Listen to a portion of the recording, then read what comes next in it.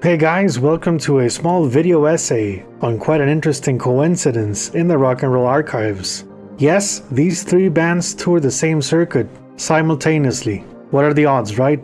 So stick around for the concert data as well as a side music industry analysis of their careers in 1980. This is Santana, Zappa, Zeppelin, Revealed.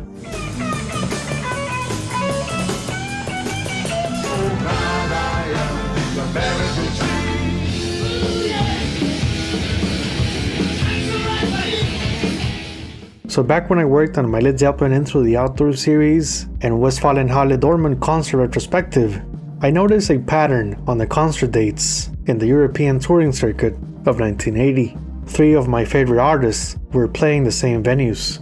Led Zeppelin, Frank Zappa, and Carlos Santana crossed paths more than once. Before we look at the concert halls, I want to discuss where the artists' careers were at the time and the importance of their respective tours.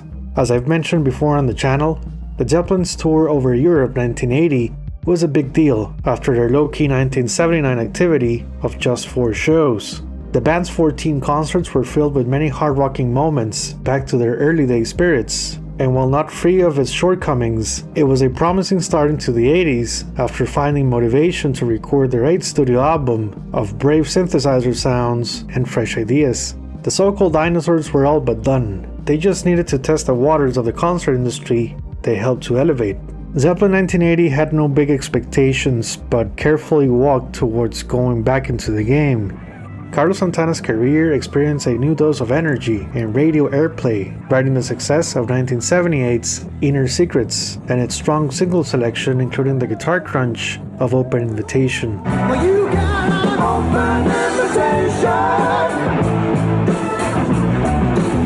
Their North American tour of 1979 scored $1.5 million in ticket sales for 52 shows, with new singer Alex Lagerwood replacing Greg Walker past April.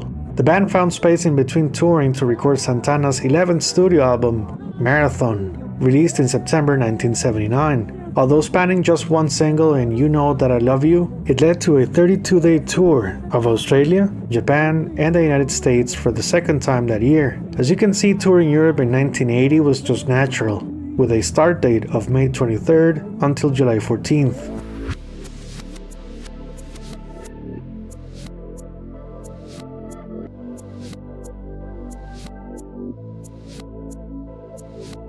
A couple of unreleased songs from 1981's Z-Bob were premiered on this run, which served as a warm-up for Santana's US tour beginning on July 30th, 1980. Fun fact, Led Zeppelin's Whole Lotta Love was played twice in the States. Our third protagonist of the story, Frank Zappa, was always busy. Whether it was composing, rehearsing, editing his live shows for release, everything was on his schedule, and then some. Zappa released 4 albums in 1979. Sleep Dirt was one of 4 records released individually because of a legal battle between Frank's old label, Discreet Records, and Warner Brothers. But Zappa had the last laugh, putting out a double album through Zappa Records. The famous Shake Your Booty was released on March 3rd, 1979. This remains his best-selling unit at 2 million copies.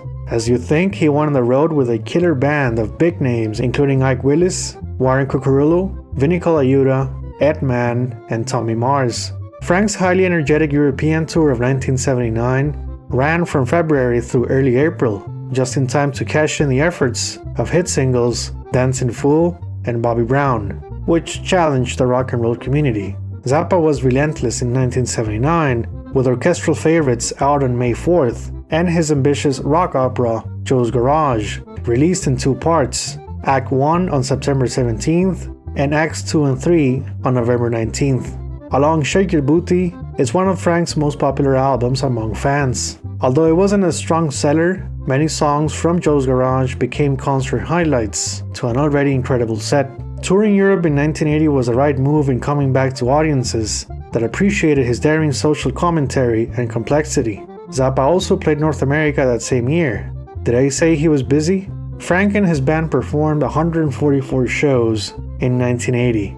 That's the most touring Zappa ever did in a single year. Times were changing, and the price he paid for speaking his mind, never compromising artistic integrity, and not playing the corporate game of radio airplay, signaled into working real damn hard to stay afloat in his self-finance operation, while being a husband and a father of 4. Frank's new album would see the light of day until 1981 in the ways of Tinseltown Rebellion. And yes, also from 1981, we have Shut Up and Play Your Guitar, that features the song Variations on the Carlos Santana secret chord progression. By the way, you can check one of Zappa's latest live albums released in 2023 by the name of Zappa 80 Mud Club Munich, featuring 2 shows from the 1980 tour at both Mud Club New York and Olympiahalle Munich. There's also 2007's Buffalo, with a complete concert from October 25th, 1980, featuring Vinnie Colaiuta and young Steve Vai on guitar. Keep it crazy so we'll go down easy. Keep it crazy so we'll go down easy. Guess you only get one chance in life to play a song that goes like, why does it hurt when I bleed? I could be totally wrong with that. So let's talk about the European tours of 1980 and the places where Zappa, Zeppelin, and Santana were close to each other. I will use Frank's dates as reference, as he was the first one to hit the road. Warning, there will be a lot of dates. I want to thank my dear patrons for financing my research and coffee supply. Let's start with the Ahoy Rotterdam, Netherlands, with Frank Zappa on May 24th and Led Zeppelin on June 21st. Next is Stadthalle Bremen, with Frank on May 27th, Led Zeppelin on June 23rd, and Santana the next day on the 24th. Ossehalle Kiel had Frank on May 28th and Santana on June 27th. Sporthalle Cologne saw both Santana and Frank Zappa join forces on June 7th in what must have been quite a Guitar Olympics for lucky audience members. Led Zeppelin played here on June 18th. Zappa played at Westfalenhalle Dortmund on June 8th, followed by Santana on June 12th, and Led Zeppelin's opening night for the tour on June 17th. Hallenstadion Zurich had Frank Zappa on June 22nd, followed by Zeppelin on June 29th, and Santana rocking the venue on July 5th, just a day after their own spot on the Montreux Jazz Festival 1980. Eisstadion Mannheim saw Santana play on June 11th, followed by Frank's Genius on June 25th, and Led Zeppelin playing 2 nights here on July 2nd and 3rd. Next we have Wiener Stadthalle Vienna, with Led Zeppelin on June 26th, and Frank the next day on the 27th. Frankfurt's Festhalle was another trilogy with Zeppelin on June 30th, Santana on July 1st, and Frank Zappa on July 2nd. Fun fact, Carlos attended Zeppelin's show on the 30th and invited Jimmy to his own concert. Page ended up playing a famous guest spot with Santana on July 1st. Frank Zappa ended his European tour on July 3rd at Munich's Olympiahalle. Led Zeppelin followed on July 5th, just 2 days away from their own tour finale. Santana played 2 nights here on July 6th and 7th. Last but not least, we have Brussels Vorst National, where Frank Zappa played on May 23rd, followed by Led Zeppelin rocked their 3rd night of the tour on June 20th. Santana was next on June 23rd. European audiences felt the musical energy of 3 bands that shaped core aspects of the 1970s repertoire. Santana, the primal energy celebration, Led Zeppelin, the keepers of the gloom and electricity, and Frank Zappa, the philosopher and prophet trying to make sense of it all. Remember the T-Foul Super Fryer with its built-in gas mask? Well, now you made it in a brand new outfit, or this new fryer for small families. So, throw away your gas mask! Move on to things with T-Foul. Now, the one thing in common all 3 groups had in 1980 was they were trying to reinvent themselves away from their early day explorations. I'm not saying they were less popular than before, but the approach to their visual and musical concert offerings was certainly influenced by the spirits of the new decade.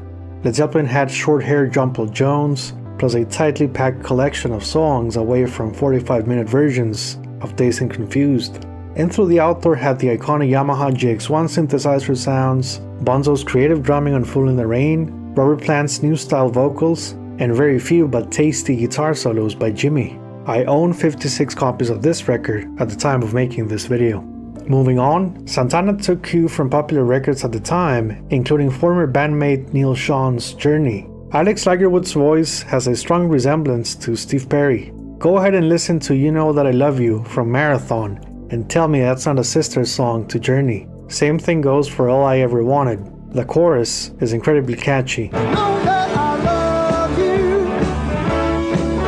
I need you too.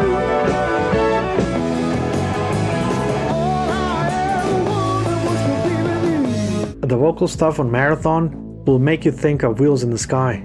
Now, I don't blame Santana for being inspired by another band from San Francisco, whose knack for commercial success would crown them as 80s heavyweights. But of course, while I'm sure the strategy was pushed by the record label, Carlos soon found himself in dire straits by 1985, with his studio catalog slowly fading into obscurity until Shot in the Arm career move, Supernatural. The reason why Santana going for Journey type of material didn't work was that Journey had a consistent cast of supporters, while Carlos experienced many lineup changes, thus it was not a sustainable songwriting choice for his business.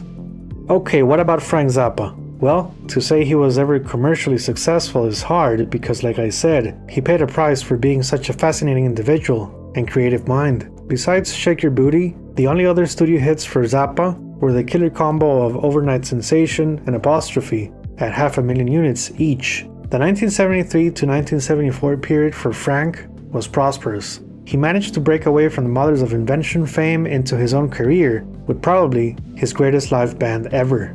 The early 70s rock audience was receptive to odd meters, weird lyrics, and just daredevil exploration in general. The other half of the decade had Frank getting deeper into rock and roll parody as a means to stay profitable in order to support his true passion, dissonant music. For an independent musician like him, the industry changed into what he called hip young executives that wanted the safe bet approach. Add in post-Nixon socio-economic policy and you got yourself a nightmare. For Zappa the entrepreneur, who was probably both inspired and demotivated by the commercial success of laughable tragedies like Meatloaf's Bat Out of Hell. The more you listen to Frank's post-1980 output, the more it seems like a big you to rock operas, cult of personality society, and bloated music marketing narratives of post-Vietnam shopping mall vibrations. Frank saw the game was changing. He read the slime between the lines.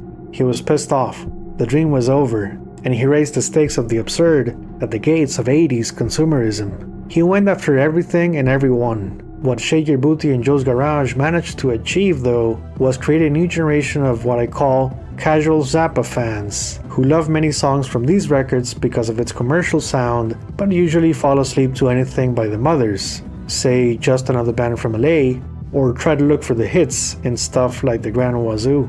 Now both Shake and Joe's Garage got Frank a third career extension into a new decade where he was able to stay relevant as an outspoken rebel and survivor from the 70s, going against televangelists, Dan Quayle, and the planet of baritone women.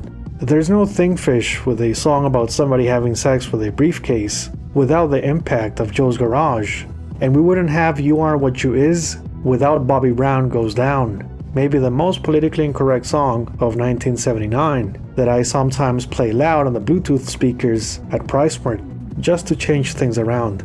The look on people's faces is priceless, or should I say PriceSmart. So there you have it, 3 angles of a rock and roll story. This was their world in 1980. Hope you guys enjoyed the episode. As always, don't forget to hit the like button, subscribe, and remember you can support me via PayPal, YouTube Super Comments, or join my Patreon page. Until the next time, I leave you in the words of Frank Zappa. Bye bye. Where does the right come from? Would you look in the camera and tell them? Which camera? Any camera. And Are tell you them. directing the show now? Yeah, that's right. Well, you certainly need some direction, Mr. Zappa. Want to spank me here? Come on, what are you trying to do? Oh, you into that too, huh? No, I'm not into spanking. I love it when you froth like I'm that. Sure. Now, would you tell our viewers that what the Founding Fathers... I thought he was going to be the one frothing today. I'm glad that you're doing wrong again, Frank. Wrong again. Now, I got a napkin for you would you when tell you us? drool. Excellent. Thank you very much. Him too. Now, would you look in the You camera too. and tell them with a straight face that you think the Founding...